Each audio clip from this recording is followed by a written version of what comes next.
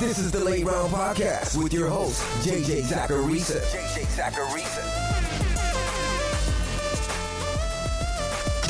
What's up, everyone? It's JJ Zacharisa, the editor-in-chief at FanDuel and at numberfire.com, and this is episode 390 of the Late Round Podcast, one of the many shows that are part of the FanDuel Podcast Network. Thanks for tuning in.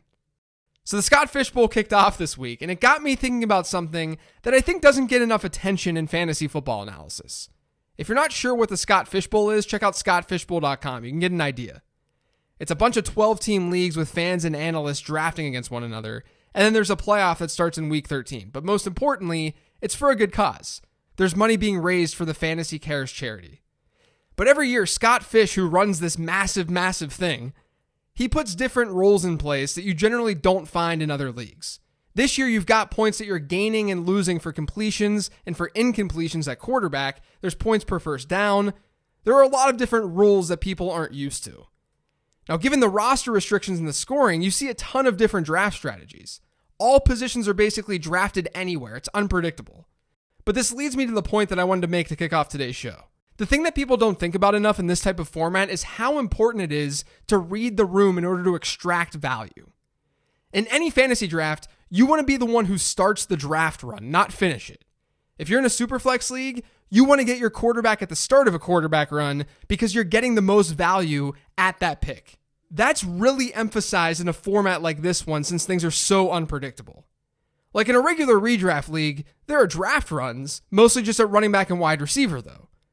But when 4 positions are in play, you run the risk of really devaluing your pick if that position isn't picked soon after you make your selection. Let me run through an example. In my Scott Fish Bowl draft, I ended up getting Chris Godwin at the 11th pick in the 4th round as a huge value. He slipped in the draft because wide receivers are slightly devalued, and my league wasn't drafting wide receivers very heavily to start the draft. But then in the 5th round, so 3 picks later, I decided to get DJ Moore instead of getting a quarterback, and that quarterback would have been my QB1. It was a risky move.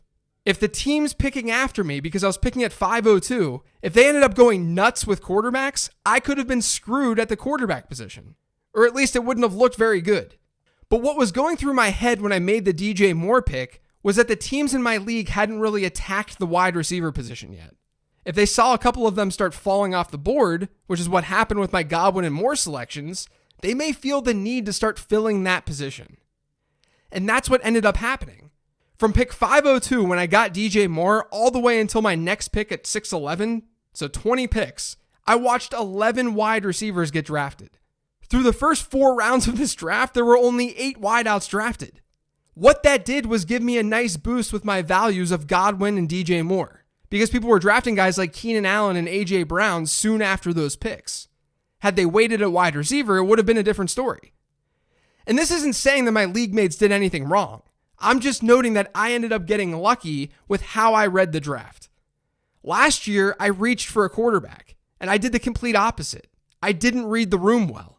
I thought that there would be a quarterback run, and there was not a quarterback run.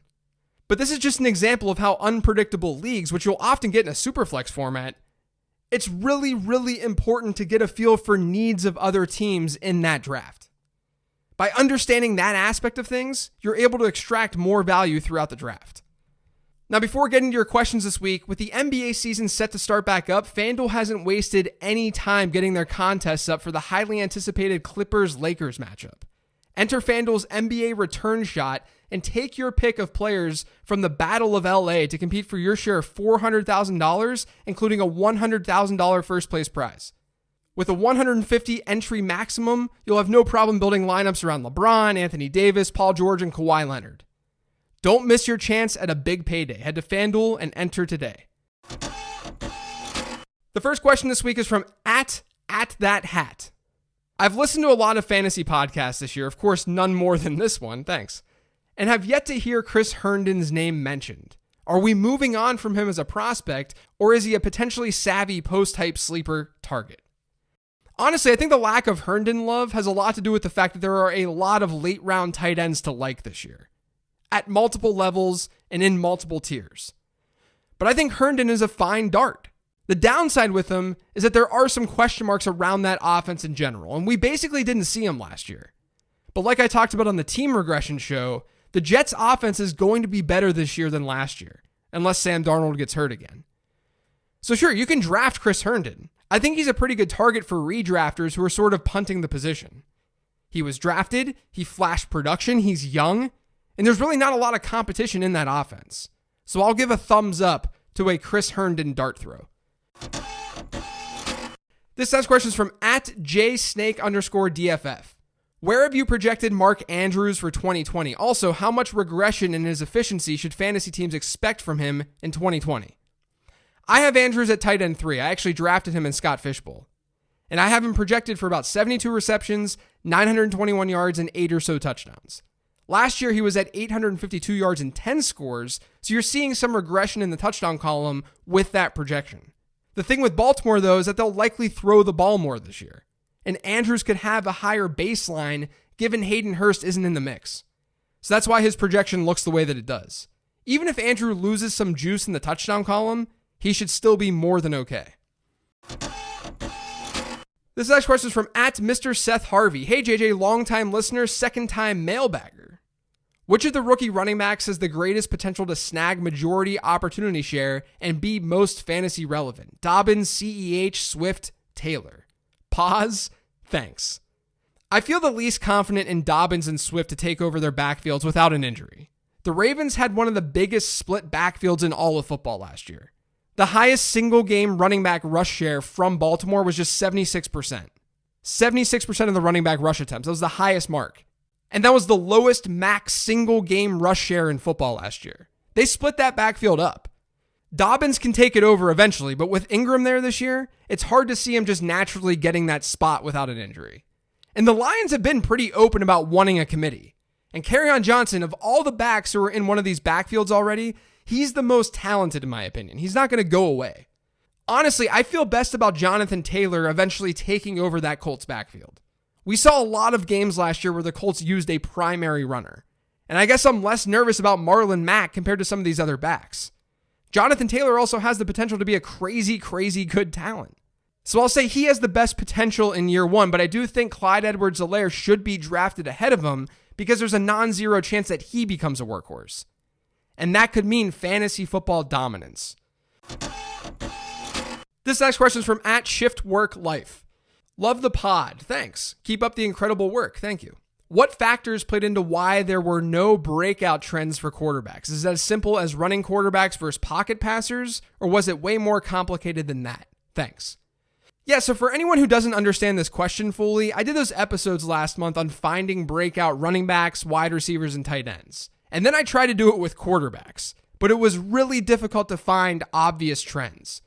I did find some, like you should probably be targeting younger quarterbacks as your late round quarterback options. But there wasn't enough to push good content, and I don't want to publish garbage content just for the sake of clicks. I think part of the reason there was a lack of trends, though, is because of what you said. You get a lot of variety with how quarterbacks score points in fantasy football. You get it to a degree with running backs, too. But we're not working with the same type of sample with quarterbacks. With quarterbacks, it's the same guys year over year all the time. With running backs, you get a lot more turnovers, so there's just more to work with. But the other point to make with quarterbacks is that generally speaking, the true difference makers at the position and the guys who are giving you that scoring edge, they're usually doing it in some sort of unsustainable way. They have outlier seasons in touchdown rate. And I can't just be like, hey, target a quarterback is going to outpace his career average touchdown rate by a lot, because that's not actionable. But that's why we should focus on having a rushing floor. Because that player doesn't necessarily need that crazy passing season to happen in order to be a top 5 quarterback.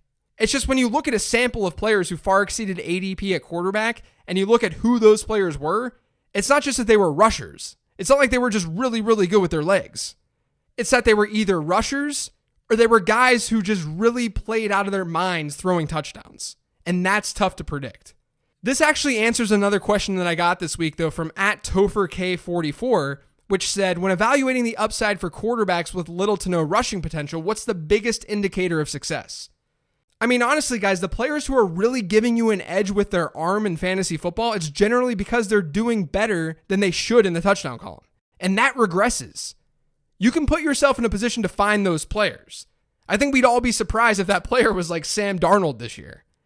But it wouldn't shock us if it was Tom Brady, who had a better than average season throwing touchdowns because of his weapons. You can sort of navigate that and know that good quarterbacks will still throw touchdowns at a higher rate than mediocre ones. But if you're trying to get a quarterback who's really, really giving you a points edge, like that top 3 guy, and he doesn't have any rushing ability, it's going to be because of the rate of throwing touchdowns and him doing it at an unsustainable rate in that season. Like Drew Brees last year when he came back from his injury. This next question is from @SpearmintQuant. Finding a value rushing quarterback feels more difficult than usual this year. Kyler Murray too high ADP, Josh Allen sucks. I know you touched on Daniel Jones before, but is there anyone with even lower ADPs worth a look? Am I crazy for even considering gambling on Taylor or Trubisky? I just don't think it's necessary to do that when you can get a Ryan Tannehill type late in drafts. And I like Joe Burrow too and his potential to give people a rushing floor. Those 3 to me, Daniel Jones, Ryan Tannehill, and Joe Burrow, and maybe Cam Newton, depending on where his ADP lands, those are the 3 guys with sort of the undervalued rushing component to their game, or the potential for that. I just don't think it's necessary to go for a guy like Trubisky or Tyrod Taylor in any normal fantasy league, given the depth of the position, at least right now. This next question is an email. It says, JJ, do you take into account ADP when developing tiers for players? If not, how does ADP influence your decision on when to take players while drafting with tiers? Thanks as always, Mike. I wouldn't say I use ADP when developing tiers, no, but I use ADP while I'm drafting. I'll have my tiers set up and ready to go. I'll know where tiers break, and then I'll compare those lists to where players are actually getting drafted, or typically getting drafted. That way I'm extracting as much value as I can.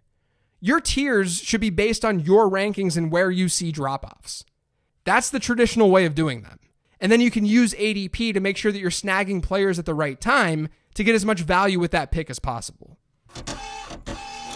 This last question is from @53isthemike1. Draft capital matters for a running back. However, what do you think that means for A.J. Dillon as he's playing alongside Aaron Jones and Jamal Williams? Round 2 pick, but kind of hard to fit in when the backfield is already so crowded. How does that typically work out? A.J. Dillon was a weird pick, and even though Packers fans might say, but Aaron Jones and Jamal Williams are on their last year of their deals, it was still a weird pick. You don't need to spend a second rounder on an early down guy because those guys are on their last year of their deals. But at least we can see that that was part of the logic to get A.J. Dillon. It wasn't just a move for this year. The way I look at situations like this is that it's just volatile. Some backfields we can understand and project really, really easily. Some we can't. As a second rounder, though, the likelihood that Dillon is involved in some way is pretty decent. About half of all second round running back picks that have been taken over the last decade and that didn't get hurt during their rookie year, about half of them ended up scoring double-digit PPR points per game during their rookie season. I'm not saying that's what we should project for Dillon. I'm just noting that historically, second round picks are used at a decent enough rate. So you have to kind of just look at the Packers roster and ask yourself, where does Dillon fit in? We know he's more of an early down guy based on his profile, and we know Aaron Jones is more of the 1A in that backfield compared to Jamal Williams. Dillon could hypothetically hurt Jones, but if the Packers split that backfield up anymore, then Jones, who's incredibly talented and good, he won't be on the field all that much, and that doesn't make a ton of sense. So if Dillon digs big time into anyone's workload, it's probably Jamal Williams. Jones might get dinged a little bit in the rushing share column and even a little bit in the touchdown column because Dillon is a bigger bodied guy. But just by what I see as logic, I think Jamal Williams gets hurt the most by the A.J. Dillon pick. But I'm a believer that you have to take these situations case by case. There are reasons that teams make the decisions that they do, and those reasons aren't always going to be the same. For this one, I think it was a longer term play and it was insurance. And this can all happen while giving Dillon some sort of role. Likely not a huge one unless he just dominates, but Dillon will have at least some role in the short term. I just still think it's Aaron Jones' backfield here in 2020. That's going to do it for today's show, though. Thanks to all of you for listening. If you've yet to subscribe to the Late Round Podcast, make sure you are by searching for it pretty much anywhere podcasts can be found. And don't forget to follow me on Twitter @LateRoundQB. Thanks, everyone. Enjoy your weekend, and I will talk to you next week.